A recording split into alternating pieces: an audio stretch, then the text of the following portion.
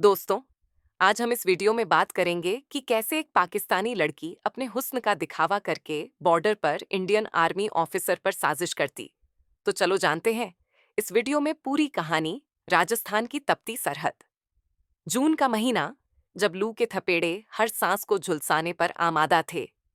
रेत की लहरें दूर दराज तक फैली हुई थीं और सूरज आग बरसा रहा था।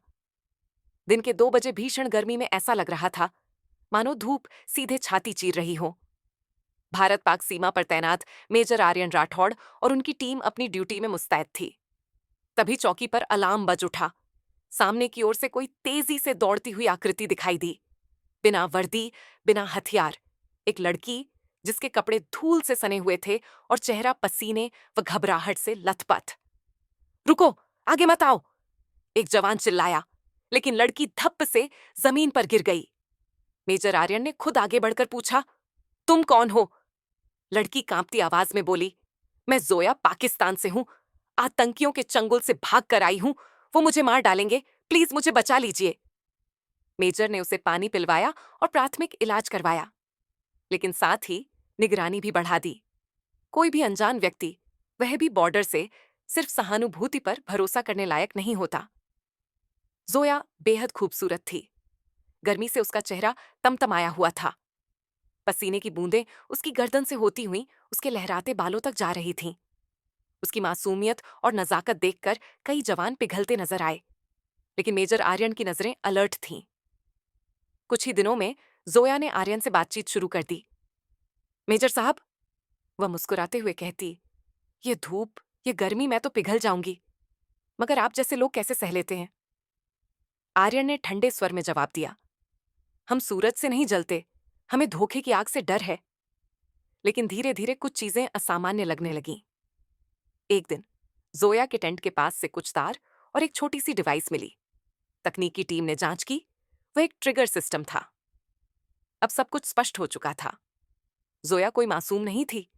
उसके हर कदम पर नजर रखी जाने लगी। फिर एक रात जोया को रेडियो पर किसी से संपर्क करते हुए पकड़ा गया। तैयारी पूरी है। ब्लास्ट कल सुबह बंकर के नीचे टाइमर फिट है। मेजर आर्यन को सब समझ आ गया। उन्होंने तुरंत एक फर्जी मीटिंग का प्लान बनाया और अगली सुबह जोया को अपने पास बुलाया।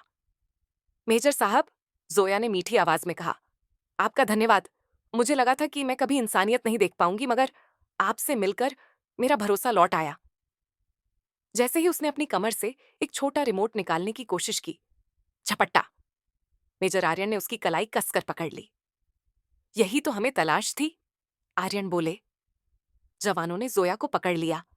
पूछताछ में उसने माना कि वह पाकिस्तानी एजेंसी के लिए काम करती थी।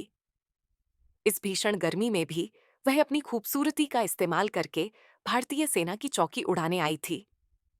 धोखे की आग सूरज की गर्मी से ज्यादा खतरनाक होती है, और मेजर आर्यन ने एक बार फिर साबित कर दिया, सतर्कता ही सुरक्षा की पहली शर्त है। मगर जोया बोली, आपसे मिलकर एक बार को लगा कि मैं गलत हूं। बस वक्त ने मुझे जहर बना दिया।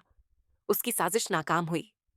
जोया गिरफ्तार हुई और पोस्ट पर गर्मी के बावजूद ठंडी राहत की सांस ली गई कि सरहद पर जंग मौसम से नहीं, इरादों से लड़ी जाती है। और जब तक ऐसे अवसर हैं, देश की रक्षा सूरज से भी ज्यादा प्रखर है।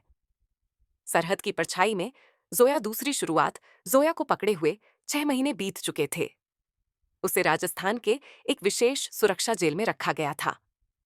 पहले कुछ दिनों तक वह चुप रही, किसी से बात नहीं की, लेकिन धीरे धीरे जोया की आंखों में एक स्थायी थकान और अपराध बोध दिखाई देने लगा। एक दिन मेजर आर्यन को अदालत में गवाही देने के लिए बुलाया गया। वहीं उनकी मुलाकात फिर से जोया हुई।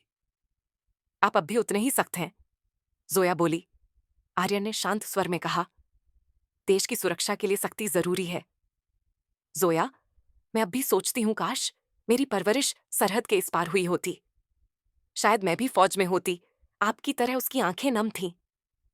अदालत ने जोया को जासूसी और आतंक से जुड़ी गतिविधियों के लिए सजा सुनाई, लेकिन क्योंकि उसने आखिरी समय में ब्लास्ट को रोका और भारतीय अफसरों से सच साझा किया था, उसे सुधार गृह में भेजा गया ताकि सीधे जेल में वहीं से जोया की जिंदगी बदलने लगी। उसने हिंदी सीखी, भारत का संविधान पढ़ा और महिलाओं के लिए काम करने वाले संगठनों से संपर्क करना शुरू किया। जब मीडिया ने उसकी कहानी को उजागर किया, एक पाकिस्तानी एजेंट जो शांति का प्रतीक बनना चाहती है, तो देश भर में बहस छिड़ गई। कुछ उसे देश के लिए खतरा मानते रहे, लेकिन बहुत से लोगों ने उसकी कोशिशों को देखा, सराहा। फिर एक दिन जोया ने मेजर आर्यन को एक चिट्ठी भेजी। मैंने सरहद पार की थी एक साजिश के लिए, लेकिन यहां मुझे एक जमीर मिला। अब मैं उस मुल्क की बेटी नहीं बनना चाहती जिसने मुझे जासूस बनाकर भेजा। मैं भारत की सेवा करना चाहती हूं, जैसे आप करते हैं। क्या मुझे यह हक मिलेगा? आर्यन ने जवाब नहीं भेजा, लेकिन उन्होंने सरकार को जोया के पुनर्वास लिए सिफारिश भेजी। 1 साल बाद जोया अब एनजीओ में काम करती है, जो बॉर्डर के दोनों ओर की औरतों के जीवन को बेहतर बनाने का प्रयास करती है। वह जेल से बाहर आ चुकी है, लेकिन आजादी के मायने अब वह जानती है। अभी उसने बॉर्डर पर बम रखा था, आज वह उसी बॉर्डर पर शांति का बीज बो रही है। पुनर्जन्म की परीक्षा जोया अब भारत में एक एनजीओ के लिए काम कर रही थी। बॉर्डर पर बसे गांवों में वह महिलाओं को आत्मनिर्भर बनाना सिखा रही थी, कभी जो खुद जासूसी की पाठशाला से निकली थी। अब वह बच्चियों को किताबों से जोड़ रही थी, लेकिन साया पीछा नहीं छोड़ता। एक दिन जयपुर में एनजीओ के ऑफिस के बाहर एक अनजान लिफाफा मिला। उसमें एक फोटो थी, जोया की हाथ में एक छोटा नोट। गद्दारी की भी एक कीमत होती है। जोया, अब तू चाहे कितनी भी नकाबें पहन ले, हम पहचानते हैं तुझे। जी। ये देख एनजीओ में खलबली मच गई। कुछ ने इस्तीफा दे दिया, ने जोया को दोषी ठहराया। हमने एक दुश्मन को अपने बीच जगह दी।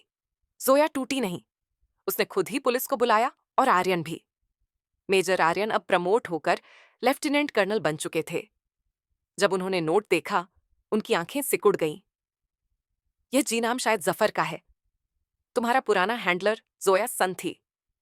मैंने सब तोड़ दिया था। कैसे? क्योंकि जो तुम्हारा अतीत था, वह अब तुम्हारे वर्तमान से डर गया है। आर्यन बोले, एक विशेष सुरक्षा टीम जोया की निगरानी में तैनात की गई, लेकिन अगले ही दिन एनजीओ सेंटर के बाहर बाइक सवार 2 नकाबपोशों ने फायरिंग कर दी। जोया बाल बाल बची। एक गोली उसकी बांह को छूती निकल गई। अब यह मामला व्यक्तिगत हो गया था। आर्यन ने गुप्त ऑपरेशन चलाया। जोया को खुद अपने पुराने नेटवर्क के खिलाफ चारा बनना पड़ा। उसने नकली संदेश भेजे, जीदी से दोबारा संपर्क करना है। मिशन अधूरा 2 दिन बाद बॉर्डर के पास एक सुनसान ढाबे पर मीटिंग तय हुई। सुरक्षा बलों ने चारों ओर जाल बिछाया। डफर आया, ओढ़ा पर खतरनाक। उसकी आंखों में जोया के लिए घृणा थी। तू हमारे मिशन की सबसे बड़ी नाकामी थी, अब मैं खुद खत्म करूंगा तुझे। जैसे ही उसने पिस्तल निकाली, जमीन पर छिपे कमांडो ने फायर कर दिया। जफर ढेर हो गया। ऑन ऑपरेशन सफल रहा। उस रात अस्पताल में बंधी जोया ने आर्यन से कहा, क्या अब मैं सच में एक भारतीय बन गई? आर्यन मुस्कुराए। अब तू भारत की वह बेटी है जिसने अपना अतीत मिटाकर वतन की मिट्टी अपनाई।